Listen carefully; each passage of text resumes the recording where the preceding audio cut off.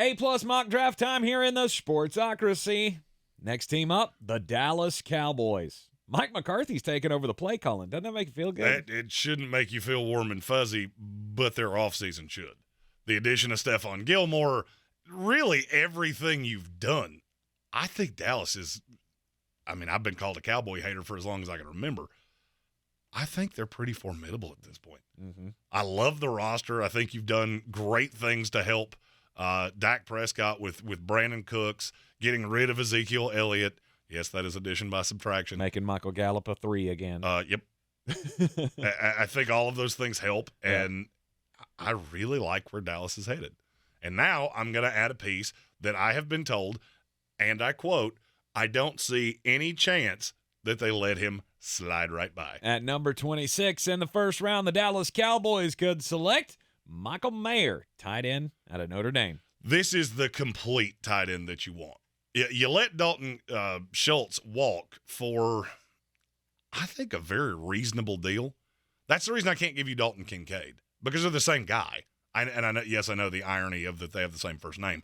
That's not why I say that. Their games are very similar. Mike McCarthy wants a tight end that can block. And flat out, that's not Dalton Kincaid. It's Michael Mayer. But he only ran a 4.7. I don't care. This is the best tight end in this draft in terms of, if you look at the full body of work, as a blocker, as a pass catcher. Is he going to straight burn you? No. But I'm not going to ask him to. I have burners on the outside. I'm going to burn you with Brandon Cooks and Michael Gallup and CeeDee Lamb. Michael Mayer is going to go over the middle and just eat your lunchbox because you cannot shade coverage to him. It's one of the highest rated tight end prospects I've ever had. In the second round, pick number 58. Let's go with one of the best linebackers in the country, Trenton Simpson out of Clemson. I'm a huge fan of this kid. And he gets banged on a lot, and I'm not really sure that I understand why. Was the tape everything that you wanted it to be? Not always, but the Cowboys had him in on a top 30 visit, which shows they see a lot of what I do. Then he runs a 4.43. I think that's going to mitigate some of the bad tape that came last year after Brent Venables left Clemson. I firmly believe he can be a 3-down linebacker in this league. Some people don't agree with that because he plays so light and the base is not everything you want it to be. This is where the NFL's going. 235-pound linebackers are going to become real common real fast. And he's a modern-day player. I think he's better in coverage than he's shown, too.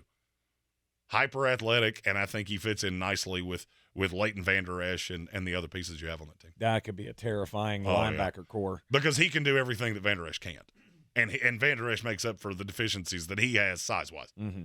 I think it's a perfect pairing. Throw Jabril Cox into the mix there and just being able to change and move pieces around. That could be fun. Third round, number 90. Let's go with the defensive tackle out of Texas, Keondre Coburn. He's a motherfucking house. 6'2", 332 pounds. I don't know that Texas got the most out of him. And I'm going to say that about virtually every player that we talk about here. He's one of the only true nose tackles that I see in this draft. And with what I know Dallas wants to do and Dan Quinn being so multiple, I can't imagine that he's going to let a guy that's right in his back door fall away from them. I've heard this kid's rising for quite some time. Dallas had, I know they had preliminary interest in him at the Combine. I haven't heard anything from there. But I think a smart team is going to get this guy knowing, okay, is he going to be an immediate contributor right away? No, he probably needs he'll be a rotation piece, but he probably needs a year before he really slides into whatever his role is. Because you're either going to bulk him up in terms of strength, because he's very stout, but he's not quite as strong as I want him to be. So you're either going to bulk him up and make him a true nose, or you're going to thin him down a little bit and use how stout he is as a second player in a four-man front.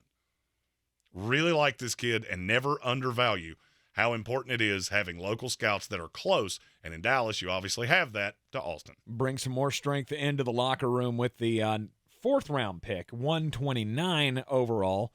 Tackle out of Michigan, Ryan Hayes. The technique on him is intoxicating. I don't know that he can play left tackle, which is what he did at Michigan. I think he's a right tackle long-term. But the technique is so good. that I'm not sure he can't play every position on the line.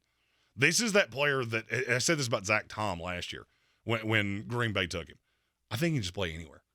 You're such a tactician of this position that I can put you anywhere. If a guard goes down, he can slide in at guard. Right tackle goes down, he can slide in at right tackle. He can play left tackle if you need him to, but you've got two of those. So I don't really think that's going to be what he's asked to do, and that would be the biggest drawback is that's the one spot that I don't think he fits in naturally. He's not as athletic as – I mean, I say this about a lot of guys. That they're athletic freaks.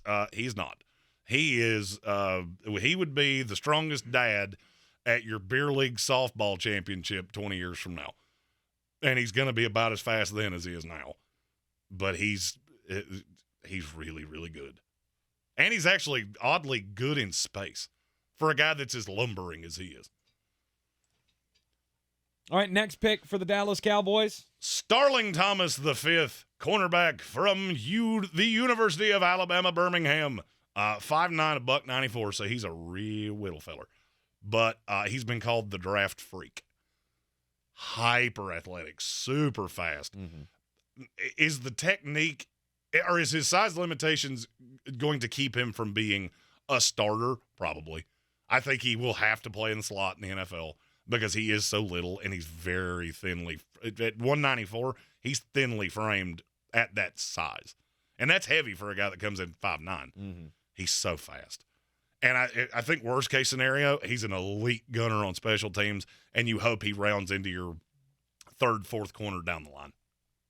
6th round, pick number 212, center out of Oregon, Alex Forsyth. This, and for me, he can play center or guard in the league. I have evaluated him as a center because I think his hands are really good, and he's got a good burst off the ball, off the snap. The problem is and I'm going to say this the same way Lance Erline said it, he developed a really weird case of the yips where he could not stop false starting. He did it constantly. Okay. And it was almost like it's the Chuck Knobloch syndrome of you've thrown the ball from second base to first base so many times, and now you just can't get it right. Mm-hmm. That's what's pushed him so far down the board. I'm not going to tell you his tape is as good as the centers that we've talked about. The Schmitz and Whippler, he's just a tier below that. But if you take that weird mental thing away, he would have been a third, fourth round pick. And you get him here at a great value. You put him behind Biotish for a year and just hope he figures it out. Because he could be the ultimate replacement. Okay. That was going to be my question was, does he have that kind of upside where he can press Biotish for starting time? Yes. Nice. He's that good if you can get what happens between his ears right. 7th round, pick 244. I love Final this kid pick so for the much. Dallas Cowboys. Running back out of Texas Tech, SaRoderick? Thompson. SaRoderick Thompson. In a foot race, he will be probably the slowest running back in the NFL. So, I'm not a fan of comps. You remember LeGarrette Blount? Uh-huh. Yeah, it's the same guy. Oh. They're the same guy. So he's a house. He's 5'11", 210, and built really stocky. Okay. He to be honest with you, he kind of looks like Marion Barber. And he's not as athletic as Marion Barber, but with no more Ezekiel Elliott, this is a guy that you're on the 1 yard line, and I need you to get 3 feet. He will get 3 feet. He ran really poorly. 4.67 is pathetically slow for a running back. He plays faster on tape, but not by much. And that's the biggest drawback is that he has absolutely no home run hitter speed, but you get him between the tackles and he runs violent. I think you saw it at the Senior Bowl. He was a late addition there. And I definitely see an NFL player here. Needs to get a little more decisive because there were times that the only times I ever saw him get stopped in short yardage was because it looked like he changed his mind from his first step to about his fourth. And then he would lose momentum and just not being athletic enough to pick up steam again. Well, if he runs with that kind of power, is he a good blocker out of the backfield? Not if you're about to ask me if he can be a fullback. Right. That's not really. Okay. I don't really see him doing that. Now, he was not asked to do that very often. So Could I see somebody thinking that that's a developmental piece and maybe you play him in that H-back role? Possibly. I don't know that he's ever going to be great at that. But it's a little Garrett Blunt thing all over again. Yep. He dropped because of personality issues. You don't have any of that here. He's just a bowling ball. And if that's what you're looking for, he's of great value here at the end of the draft. All right, Dallas Cowboys knocking it out of the park with the first pick in Michael Mayer. Trenton Simpson, also a valuable piece. Lots of valuable pieces here for a team that, going into the offseason, we had our questions about. With moves that they made in the offseason and an A-plus draft like this could be a team that could threaten Philadelphia. I'm not sure that the two best teams in the NFC are not in the NFC East. If you like these picks, if you don't like these picks, if you just want to call me a big mullet dipshit, feel free to do that in the comments. I answer all those as quickly as I can. We will have one more 7-round mock draft, which is how I think the draft will go. This is my projection for the 2023 NFL draft, and that will come out next week. Like this video, share it with your friends as well. Subscribe to the channel so you can get all of our Draftmas season content. And, of course, join us live for every pick of the 2023 NFL draft right here in the Sportsocracy. We'll see you then.